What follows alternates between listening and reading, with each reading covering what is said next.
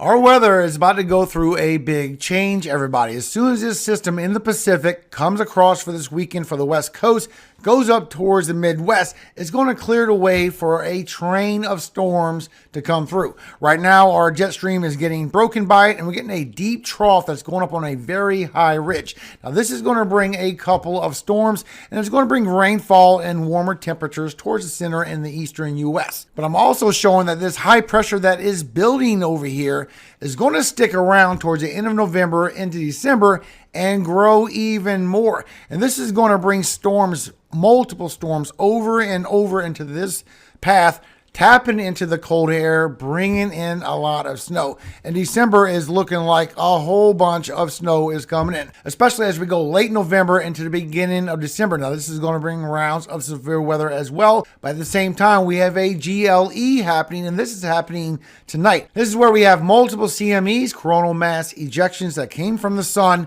impacting Earth, everybody. This is going to create a G4 geomagnetic storm. This is where auroras has been seen all the way far south as Alabama and Florida, and for tonight is going to be very strong before it moves away. This is actually a once or twice in a 20-year event. Now, you can see this from our weather pattern when you look at our jet stream. As this trough, this system in the Pacific brings our jet stream further and further south. It creates that high ridge, that warmer anomaly that comes across the center and the eastern U.S. Now, before this storm system comes across the U.S. as it's impacting the West Coast all weekend long, we have this other trough, this other storm system that's going to form up in Manitoba, Canada. This will impact Ontario and Quebec as well, but this will create a front, and we may get a clipper that comes through as we go through for Sunday. And this will bring chances for more snowfall, probably in the higher elevations, more northern of New England. So it's not going to be a huge event. We're going to be on a warmer scenario,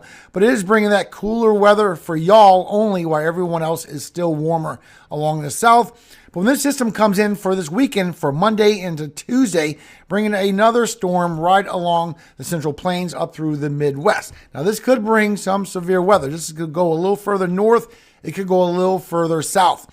But shortly after that, we're going to have a storm system after a storm system after a storm system. It's going to be a train of storms that's coming with this weather pattern. So I'm going to walk you through the forecast. You can see we still get some lake effect snow, still getting some snow for the northeast as we go through for today and a little bit for tomorrow as well, as that storm system starts coming in for California. Now remember, there's two storms. There's that storm system in the Pacific that's trying to be a cutoff low, might actually become a cutoff low. And we have that short trough that's going through for Washington, Oregon into Canada.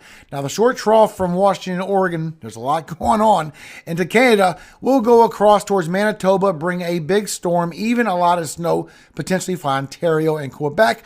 But this is what's coming through and bringing maybe the freezing rain and the snow that's going to add up for the northern half of New England. That is going to be it on that. Everyone else just going to see a rainy scenario, and you're going to get some storms along California